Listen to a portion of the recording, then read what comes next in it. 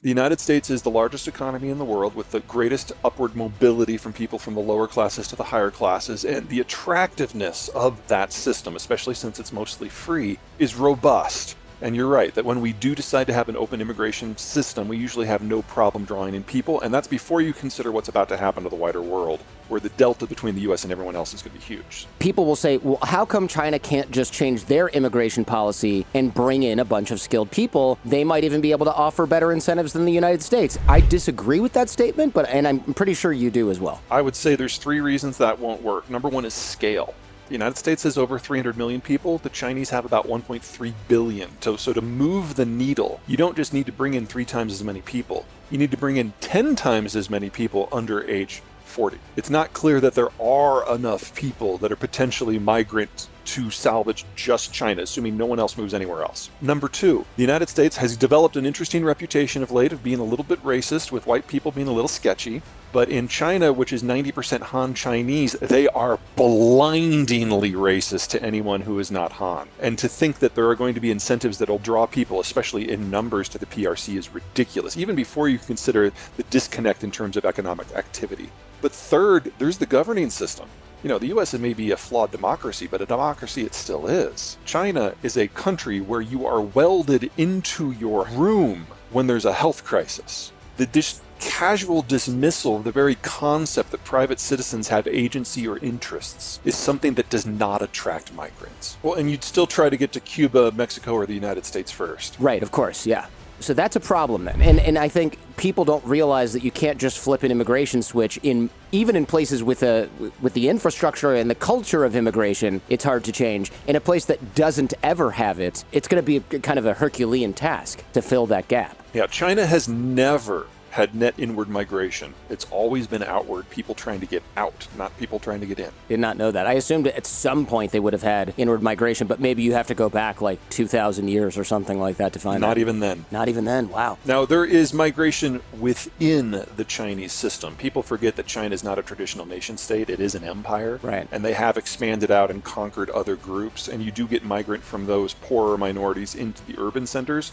But again, you can only do that once, because then you've hollowed out the countryside. And that is what has happened writ large throughout the entire system at this point. I've been studying China for years. There's this whole, it's called hukou, and it's like almost like a culture of, I mean, this means a lot of different things, but there's a whole culture of young people, and by young I mean 20 to 50, move from the countryside to the nearest city, work in a factory, leave their kids in the countryside with grandma and grandpa to essentially be raised, see their parents occasionally, money gets sent back, but nobody goes, all right, we're done, we're going to move back to the countryside. Once those older folks die, that village just starts to hollow out, and that's the end of it. And we've seen that across the system. Yeah. The average age in some of these cities is upwards of 50% higher what it is in the cities. How does this end up resulting in deglobalization? And what does that actually mean? Well, it's going to mean something different for everyone. Remember that there are two things you need for globalization to work. Number one, you need the physical interconnectivity, the transport systems that are low cost and very, very safe. The cost of transport per unit, the more steps you can get in your supply chain, the greater capacity there is to expand into things that otherwise would be so low cost that you wouldn't trade them internationally. Things like wheat, for example, or plastics. Second, you need a balance of production and consumption, and that in many ways is a subset of demographic structures. So you need to have a significant number of people in your 40s, 50s, and early 60s in order to generate the capital and the skilled labor base to produce, but then you also need a lot of people in their 20s and 30s to do some of the lower skilled stuff as well as consume. And this all has to be in balance for it to work. The demographic aging we've seen in recent decades means that second piece is just completely gone. And countries are increasingly finding it in their best interest to kind of hoard what consumption they do have and not allow trade access to it, and then producing more locally. We were moving this way before the Ukraine war, before the Chinese started to break down, and before the German industrial model started to implode. This has just sped everything up. As for the first end with transport, we're kind of in this hanging moment where we're waiting for someone to take the first shot, now that the Americans lack the capacity to protect the system. But even if we don't get a formal conflict over transport, by everyone kind of hoarding the production and consumption zones for themselves, we no longer have a vested interest anywhere in the world in what happens over the horizon. And as long as that is the case, we can get regional transport breakdowns that from our point of view don't affect us. But from everyone else's point of view, it's a bit of a disaster. And the more linked in your country is to these networks, the more vulnerable you are.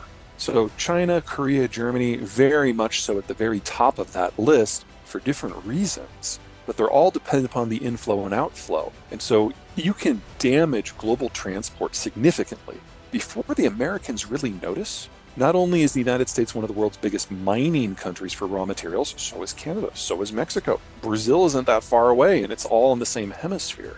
So you can have an Eastern Hemispheric breakdown, which today, 3/4 of population, 3/4 of energy, 3/4 of food production, 3/4 of manufactured goods. And for the most part, the Western Hemisphere actually does better. The smartphone industry is probably simultaneously the most sophisticated and spread out in terms of globalization and manufacturing, and the most vulnerable. That's why I picked it. Yeah, fair enough. So the iPhone has 1,400 supply chain steps that touch 50 different countries. So you'll get the plastics probably from a precursor material that comes from the United States. You'll get the copper probably from Chile, but it's probably processed in China. It's probably built into an integrated circuit in Taiwan, with the design happening in California. And the system on a chip that kind of ties it all together is probably from Japan, but it is made out of components from throughout Southeast Asia, and so on and so on and so on. You miss one of these, you don't have a phone. What Apple has discovered under Tim Cook, Tim Cook was brought in to operationalize the supply chain to make it the most efficient it could be. And in doing so, 90% of those supply chain steps now in some way touch China. And what we've discovered with these COVID lockdowns of the last 2 weeks is that the facilities are no longer functioning. So Apple has stopped. I have a phone that I ordered 2 months ago that was supposed to be delivered 2 weeks ago, and now I've received a notice that it's probably not even been built yet. Oh, wow. I didn't realize that they were that far behind. I figured they just... Yeah, well, they do have a facility in China with 100,000 people. And so, when that goes offline, do the math. Yeah. Now, this is not the death of Apple. They've got billions in the bank. They can rebuild their supply chain in other places. You already paid for the phone. They're fine. Exactly. Yeah. But that's a 5-year process. So this iPhone that I'm trying to get is probably the last one for a while, until they completely rebuild their supply chain so it's China-free, because China is no longer a reliable manufacturing partner. Oh, wow. And they're going to have to do that in places they don't have operations. You don't do that overnight. You don't do that cheaply. And Apple will be doing this at the same time other sectors are trying to do the relocation at the same time. Sure. Because of demographic reasons, we have an absolute cap on how much labor we have available in the United States. Same with Canada. Mexico is in a better position, but there's still an upper limit. So everyone who's trying to nearshore or reshore or friendshore at the same time has to compete for an absolute upper limit of labor availability. And we're now seeing that happen across the entire manufacturing world.